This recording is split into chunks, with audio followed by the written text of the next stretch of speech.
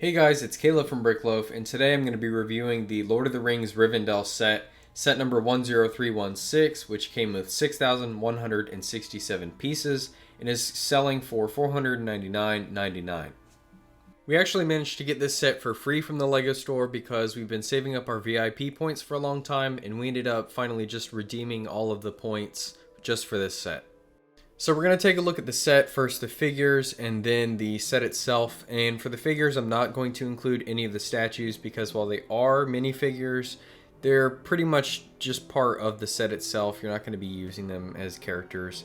They've got double-sided faces and then different hair pieces and torsos, but that's pretty much it. So first up, we're going to look at Frodo, and this figure is pretty much entirely exclusive to this set. You can find the cape and his hair elsewhere, but his head, his torso, and his legs are unique to this set. So Frodo's torso is actually very similar to the one that came out in the original run of the Lego Lord of the Rings series, and his minifigure head is a lot better than the original ones. He actually has a smile in this one, whereas only one set in the previous series had a smile. And the other side of his face is when he's holding the ring. This character also came with a dual set of kind of legs in a way where he could sit down in a chair where it's just a snot brick with tan on the end. I really like how they did that and they made these figures able to sit down. Next up is Sam, and now this character only came in the Shelob attack set from the original series, so now there's a second one. Pretty different from his original one. The legs are new and unique to this set, they're the same ones Frodo has. His torso is different from the original one and it's also unique to this set. And his cape is exclusive to this as well, though his head was actually used on Percy Weasley from a Harry Potter book, so it's kind of weird that they reused the head, but I do like the figure from this set. Next up is Pippin, and this character, same as Sam, only came in one set. This one was the Mines of Moria, and so now what they've done is they've revamped his torso. It's unique to this set, but very similar to the old one. His head and his legs are unique to the set. They're the same legs that are on both Sam and Frodo. The best part of this figure is the options for the head. He has one side that's a laugh and one that's confused, and I think those really fit the character well. And next up is Merry, and this figure only appeared in one set, the Attack on Weathertop in the original, so now there's a new version of him. This one, again, cleaned up the torso print, so the torso is unique to this character, as are the legs, same as the other guys. Now, the head was reused. This head has been used for Fred Weasley in 3 different minifigures. This isn't necessarily a problem though, because the character does have one side that's a smile and the other that's a laugh, and I think those still really fit the character well. Next up is Old Bilbo, and this is the first time we've actually seen this figure at this age before. All the other ones are from The Hobbit. And this figure has a unique torso, and he's got a double-sided head. One is when he's reaching for Frodo's ring. And then the character also comes with a set of legs that you can use. They're brick-built legs, where he can use them to sit down next to Frodo, and they're very similar, just the snot brick with the tan pieces on the end. Now next up is Gandalf, and they actually finally gave this figure a continuous robe piece. Instead of legs, they actually have the new little piece they use for robes, and it's got printing on the back and the front, and it matches up perfectly with the torso. Both of them are unique to this set.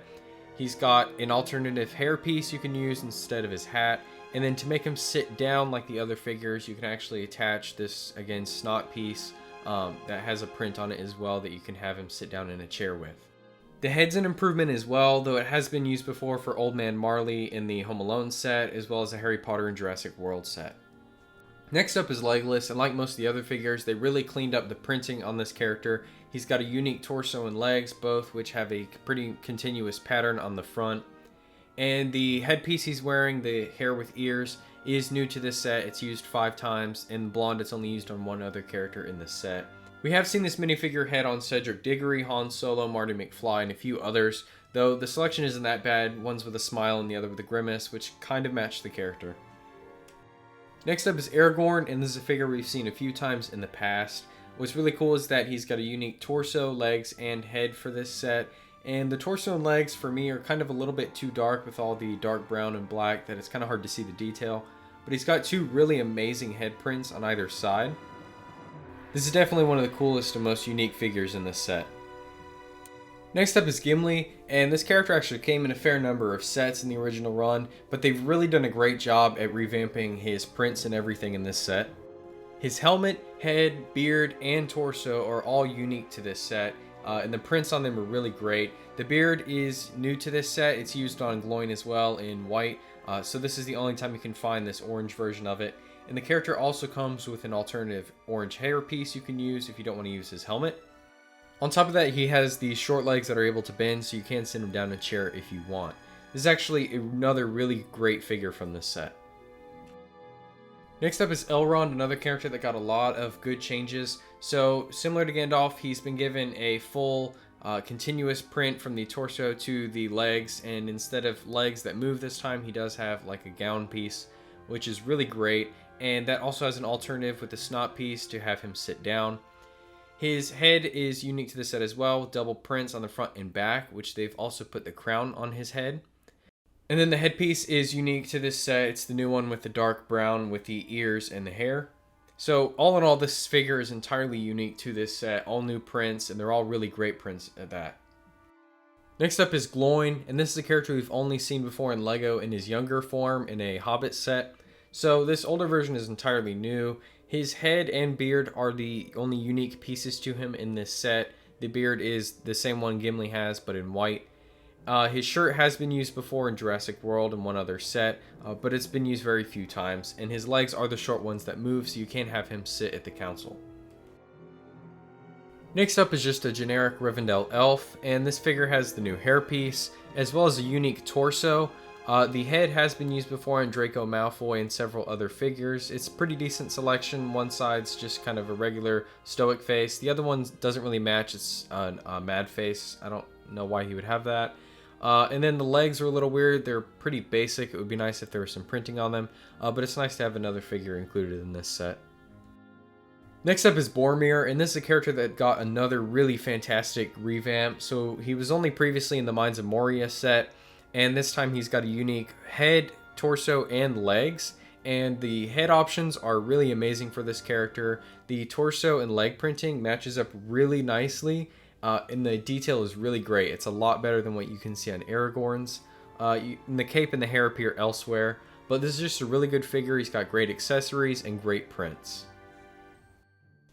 Next up is just a generic female elf, and this figure's pretty alright. It's nice to have another figure included. The head has been used before on a lot of figures, mostly Hermione Granger. The hair is one of the new hair pieces. And then the torso and legs are all one. It's kind of like a continuous print on the front and back of both. And it's pretty simple, but it is unique to this set, which is really nice to have. Last up on this list is Arwen, and she previously only appeared in the Council of Elrond set from the original run. She's got a white gown this time instead of the blue one she had in the original, and it's got a continuous print on the front and back, and it's unique to this set, and it's got a lot of detail. The headpiece is the same elf one that's new to this set, and then the head has actually been used in a surprising amount of other figures. I don't think that this is so much of an issue though, because the front expression really goes with the character. So now to look at the set itself, it's actually extremely massive, so you can recreate pretty much anything you want, put the characters wherever you want. You can have some of them sitting at the council. You're probably going to want to keep them outside because it's easier to see them. There's a lot of interior space and a lot of places to put people on the inside, but because the back of the set is pretty much flat, you want to put it up against a shelf wall or something. You're not going to be displaying the back, so you won't really be able to see anyone on the inside unless you're playing around or you just want to put them there so that you know they're there. But I've got all of them out here so you can look at them in their different spots. The statues stand right there. I mean, I guess you can take them off if you want, but you're not really going to play with them. You're just going to keep them there.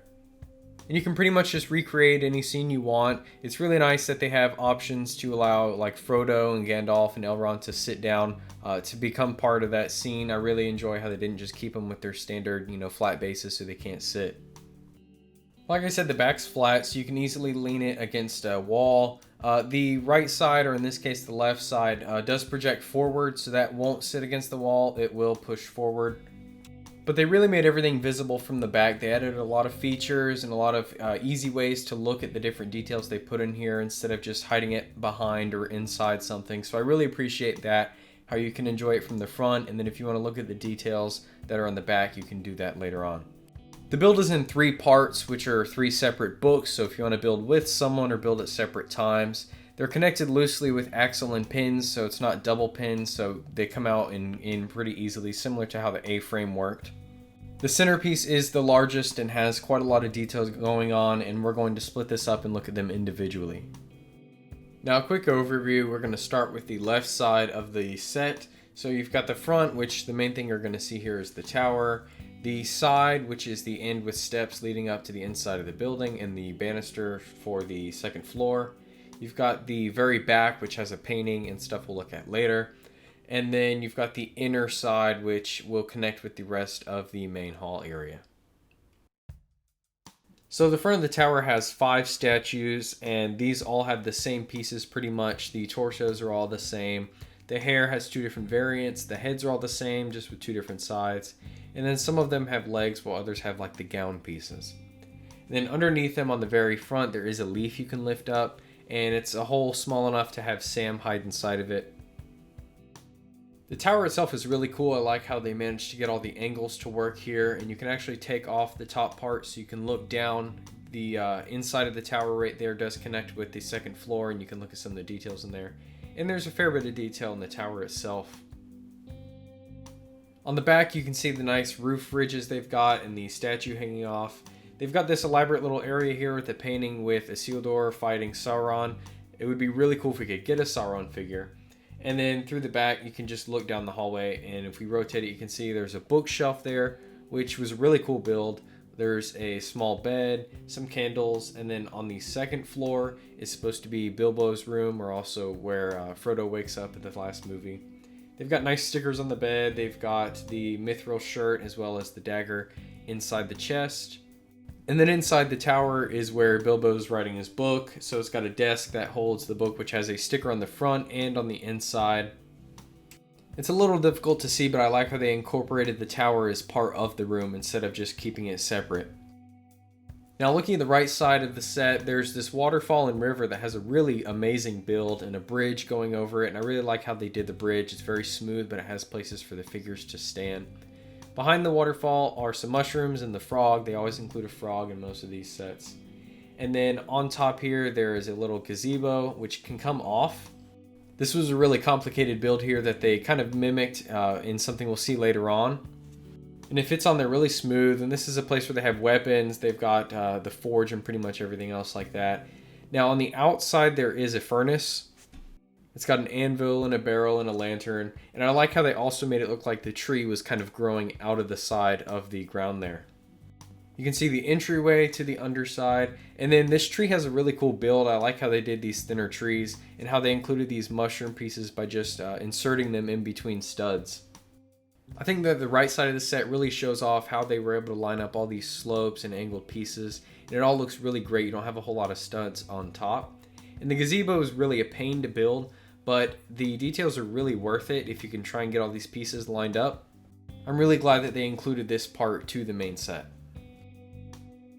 Now, the centerpiece of the set is the biggest portion. Up top, you can see they've got a cupola upon the roof, and they've got 2 new tree builds in 2 different ways, which is really nice. I like how they had some variety. And the roof tiles really look great when they're all lined up, especially when they connect with the other sides of the set. And this big tree in the center does run down to where the council seating is, and there's some roots sticking out under this small bridge. You can see here that they've incorporated 2 different round segments into the ground, which is a really amazing trick on how they did that. I really like how they tried to make this not look so square, and they incorporated all these different design features here. And in the back there is a small stool with a tiny tree. And the flat view from the back really allows you to see a lot of the great details on the inside, a lot of trinkets. They've got all these different desks with maps of Mordor and different writings everywhere. And the floor tiles all look really great in how they lined it up, and in the center how they created that star shape. I also like how they gave these pillars here in the center some detail instead of just keeping them regular, column pieces. And then along the side you've got another picture of probably like the elves forging the rings. I like how many details they brought in from the movie and incorporated them in Lego form. On the second floor you can see more of that roof detail, as well as 2 paintings on either side of the building.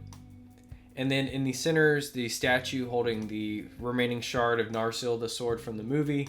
And this set also comes with, that broken piece as well as a full complete version. And then this statue here doesn't have any different pieces than the statues that are on the tower.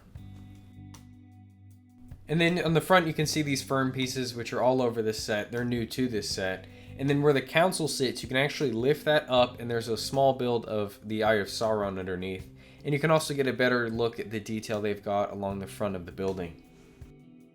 The council area is pretty cool with the tree connected to it, as well as the seats that are made of hot dogs and popsicle pieces, except for Elrond's, which has hot dog pieces, but it's a little more fancy. And then there's a podium in the center with the nice floor tiling around it to put the ring on. If you want to recreate scenes, this is probably the best place to do it, especially now that they have the option for you to let figures sit down, which normally wouldn't be able to with their legs. So I really love that feature as well. And that's Lego Rivendell. I really love this set. It's got an excellent figure selection. It's very large and it doesn't feel like they've skipped out on anything. They've got a lot of attention to detail and they included a lot from the movies. It is quite expensive, so if you have any VIP points and you can redeem those, you should probably do that. But this is definitely one of the best 18 and up Lego sets, if not one of the best Lego sets in general ever made. With the popularity of the Lord of the Rings theme and how well this set was made, and now that we've got things like Indiana Jones coming back, it would be really great if we could see a return to the Lord of the Rings theme with some smaller sets, more affordable sets, but some of these great characters. Be sure to let me know what you think about this video down below and what you hope to see in the future. And if you enjoyed this video, please leave a like.